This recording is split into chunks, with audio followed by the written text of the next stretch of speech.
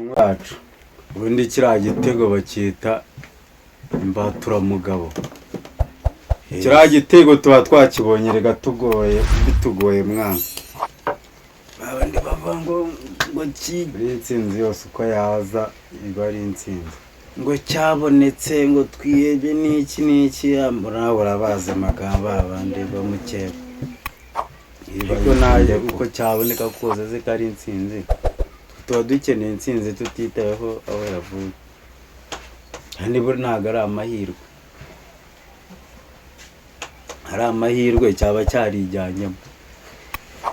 None buriya yarakubitaga nkavuga ati ebana ndashwanya gusa, ariko twe twihebye iyo ndeko yawe.